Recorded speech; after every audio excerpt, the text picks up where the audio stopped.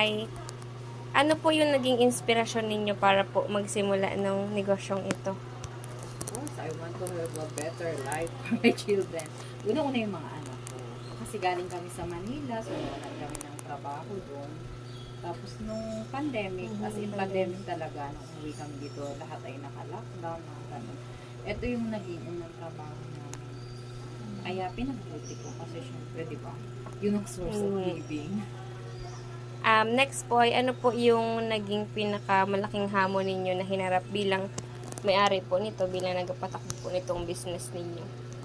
Competition. In the first place kasi, akala na ibang tao, hindi ako taga rito, pero taga dito talaga ako. At sa Tabyunan ako pinanganak. Ito lang mga magulang ko, Minay, ang tatay ko. At parang ayaw nilang bumili kasi hindi nila ako kilala. Tapos as in noon, nung first time kong way back 2020, nakakabenta lang ako ng parang 200 pesos sa isang araw. Siyempre, dapat magtiyaga na makabenta ng marami. Hanggang ngayon, 5 years kami dito. Ay, paano mo naman po napanatili na may customers ka po? Na-retain mo yung customers mo? Of course, dapat laging friendly. Huwag kang masungit. Yung bang tipong kahit naiinis ka na sa customer, okay lang yan yung gano'n. Hindi naman yung pagiging plastic, hindi. Nare-respeto mo siya bilang ay, ano naman po yung strategies na ginawa ninyo na nakatulong po para mapalago itong business ninyo? Siguro, galingan mo sa paghawak ng pera, huwag kang magwaldas.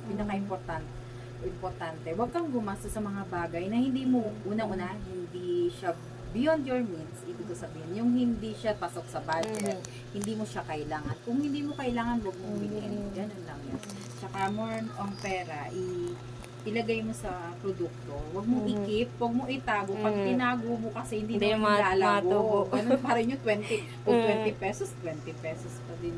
Ano naman po yung naging papel ko na may na-order po sa inyo online, yung papel po ng technologies dito sa business ninyo po? Technologies. Usually na mga client ko dyan online, ay mga co-parents ko sa school na dinadala namin sa school para ibigay naman doon sa bata, tapos send na lang nila sa amin. Ganun lang. Hindi ako gano'ng magpo-post sa social media ng ano, kasi usually mga walk-ins ang pumupunta dito. Ay, bilang may-ari po, ano po yung responsibilidad ninyo araw-araw dito po sa negosyo ninyo? Number one, kailangan mong gumising na maaga at magbukas. Tapos, syempre, ikaw ang mag-handle niyan. Ako, kahit ganito lang yung tindahan namin, talaga, kumbaga hands-on talaga ako. Ayokong napapalayo dito sa tindahan. Kasi pagka wala ako, parang ibang tao yung tingin nila doon sa nagbawat. Kahit asawa ko yun. Hindi sila bumibili. Kasi natatandaan nilang ako yung sa kanila. Ay, paano mo naman po hinahandle yung mga customer po? Ganun.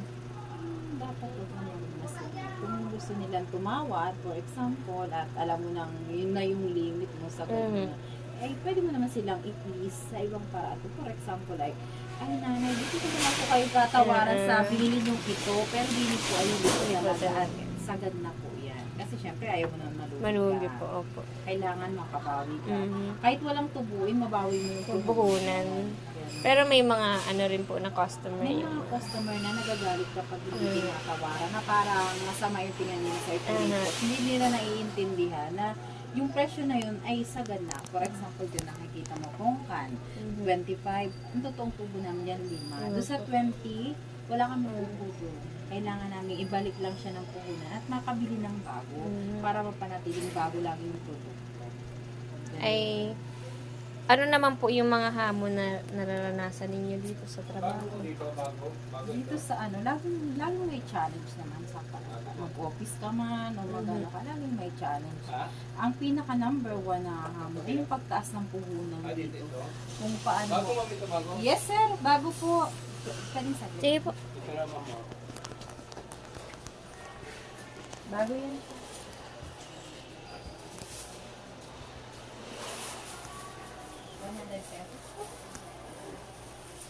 Wow! Di mama?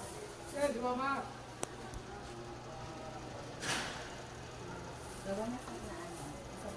Di ma'am? Ay, sadaan.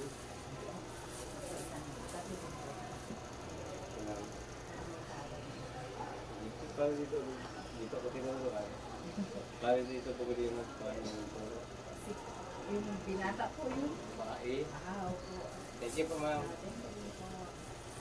Thank you po. Sige na, halika na. Yung po sa mga hamon po. Yun nga, lagi, ang number one na hamon sa pagnenegosyo, yung pagtaas lagi ng business permit. Every year, tumataas yan, hindi siya na-maintain. Tapos yung BIR namin, na dati ay mababa, ngayon triple yung tinaas niya. Yan ang mga number Ganit one. po. Tapos, isa pang number one na hamon dito sa palengke, kung makikipagdebate lang ako kay Mayor sana at mag-voice out. Huwag niyang hayaan na merong mga pwesto sa gilid-gilid ng kalsada. Opo. Kasi Papasukin po, niya dito sa public market. Kasi hindi po itong sila public market nagabayad. na ito, No? yes. Number one pa doon is, itong public market ay source of income ito ng municipal. Opo. So, kapag kaming mga magtitinda na lugi at wala nang may gustong pumesto, mawawala ng income ang Ganit po. gobyerno natin. Kasi po yung nasa labas po, hindi po sila Wala nagabayad naman dito. silang permit. Ngani po. Mga ganun. Kung may permit man sila, siguro kumukuha sila sa barangay nila. Mm. Pero hindi yun dapat. Ang liit lang ng bayan natin na to para magkaroon pa ng maraming talipapa. Ngani. Unlike, pwede yung mga tabyunan, yung mga malalayo talaga. Pero yung kung dito lang ba, talagang nawawala ng kliyente itong palengke. Tingnan mo ngayon, wala halos bumibili, pa isa-isa lang. Kasi nga, doon na lang tayo kasi binibigay doon ng mura. Pero kung dito, yung binabayaran namin tax at yung lahat, kasi kumpleto health at fire, Apo, yung ganun po. every Kompleto January talaga. hanggang February yung bayaran nun. So kung wala kaming kikitain, paano yung papang Bayad po. namin? Oo. Wala din po. Pangatlo, ay yung pagtaas ng puhunan. Yung iba talaga, nagkakadaot ang utang dahil ang mahal na ng puhunan ng mga paninda. Yun ang Ngani po. yung ibang tao na mamimili na hindi naman nagnenegosyo, Hindi nila pa lang alam. maintindihan. Oo, hindi nila naiintindihan yun. Akala nila mura lang, ganun. Pero hindi talaga. Halos barya lang. Kaya lang, syempre sa dami ng barya, pag pinagsama Opo, mo, ngani. may kita pa rin. Ganun. Ay, paano ka po naman napaunlad?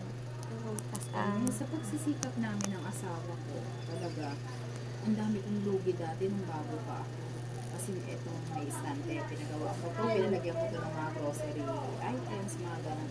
Pero hindi ako doon na Hindi po pumatok. Hindi pumatok, nalugi ako doon. Kaya, sabi ko, napag-usapan namin ng asawa, magkuha na lang ng prutas. Kasi yun talaga yung patok sa mga tao. Di ba dati, wala dito ganong nag-ano ng prutas. Ako muna ng prutas, dito naman sa kabila ay nagsasagin niya. Tapos meron. Tapos ng prutas na din siya. Yun, hindi dalawa na kami. Parang gano'n. Paano po nakatulong yung negosyo ninyo para po mapaunlad yung sarili ninyo, yung sa pamilya? Sarili na yung pamilya. Oh, well, itong pagtitinda, ito ang source of income na namin ngayon. Kaya talagang nag-focus kami dito. Okay naman. Salamat sa Diyos. Kasi simula nang pumunta kami dito, nung pandemic, hindi naman kami Hindi po nagkaroon na ng zero financial masyado. struggle. Hindi kami nagkaroon ng financial struggle. Basta dito lahat. Yun Lagi nga. naman pong may benta rin nun. Lagi naman may benta. Marami na rin akong suki. Hindi naman mawawalan talaga sa isang araw. May matumal talaga. Normal yun. Pero, hinalakihan ko na rin kasi ang pagtitinda dahil nung bata pa ako, nagtsatsangi ako. Kaya alam ko na kung paano. Para maikot po, no? Ay, last po ay, ano po yung suggestion ninyo dun para po ma-improve pa po yung business ninyo? Or yung mga sa nagabalak po na magtayo din ng ganitong business, ano po yung Yung pagtatayo ng negosyo, dapat gawin mong passion. Meaning, mahalin mo kung ano yung, huwag kang mapagod. Dapat hindi ka napapagod sa bagay na gusto mong ma-achieve. Lalo na, dapat mag-focus ka lang doon. Hayaan mo yung mga negative, mga ano. Kung hindi kanila gusto, for example, hindi pinagtatawan ng kanila kasi walang bumibili. Kunyari, walang bumibili, wala ka pang ganong suki. Hayaan mo lang yan sila. Kasi Yung hindi naman po sila pagtsatsaga- nakakatulong. Oo, bakit mo sila anong ambag mo sa Oo. buhay mo? Diba? Ganun kasi ako mag-isip. Ano lang yan sila. Tsaka kung may tao na umalis man, may bagong darating at bibili yan sa'yo. Narating yung tawang tao na bibili sa'yo. Huwag kang susuko, promise. Ang dami na namin pinagdaanan ng mga lugi bago kami ito ganito. Thank you Lord, wala pa rin akong utang. Wala akong utang. Yun talaga yung number.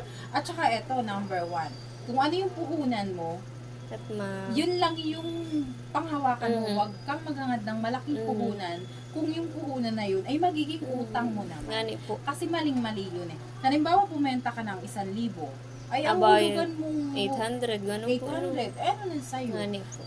Pakakain ka pa. Kung agad na lang tira. Nasaan na yung ikakapital mo Ngani ulit? po. Ngayon, ang mangyayari, uutang ka ulit. Kaya mali ninyo. Kaya po talagang parang bayad utang yung iba. Kasi dadagdagan po yung utang nila. Oo, malulubog ka sa utang hanggang magsara ka na lang. Kasi hindi mo na kaya. Pag nagsara ka, hindi mo pa bayad yung utang mo. Pero Utang, sarado ka na. Kaya maling umutang kung halimbawa may 10 piso ka dyan, yun na lang yung paikutin mo. Ang gawin mo, pag tumubo yung 10, yung kalahati ng tubo, idagdag mo doon sa doon sa iyong puhunan. Puhunan. Yung kalahati, yun yung panggastos mo. Pag kumikita na, much better na. Kunyari, ang kita mo 100%, yung 75% gawin mong savings. Yung 25%, yun ang ipanggastos mo. Ngayon, pag ikaw ay nangailangan ng maraming puhunan, yung savings mo pwede mo siyang hiramin. Kasi sinasabi ko yun, basic sa aking ginagawa. Yun yung inuutang ko, yung sarili kong pera. Tapos, unti-unti ko siyang Babalik. Tapos, Isa mangutang hindi- po. No? Kunyari, 10 piso ang inutang ko. Babalik ko yung 10, dadagdagan ko pa ulit. Parang, Tumubo na po. hindi ka mamumroblema na, pili na neng, hindi ka mamumroblema na mabayad mo. Ay, baka ako'y pakulong na umutang. Kasi po sarili mong pera. Ganun ang mas Sila, maganda. ano? Kailangan paikutin mo lang siya. I-handle mo ng maayos at maging passion ka doon sa ginagawa. Thank you po. Saglit lang ha, okay na? Okay na po. Thank you po. You're welcome. Good luck sa inyong race. Mabili po ako na rin. 30 na lang yung sa'yo. Ay, ano po? 100. Ay, sige, 90 na lang yun. Ay. Hindi sa biro, yung mga taga-Midwest na estudyante, pag bumibili sila ng Apple, automatic binibigyan ko sila ng tawad. Naging estudyante rin kasi ako, at alam ko yung pakiramdam nila. Ate, hindi na po ganun maganda. Medyo malambot na. Okay na po. Thank you po ng marami. Thank you din. Good luck sa inyo. Thank you po.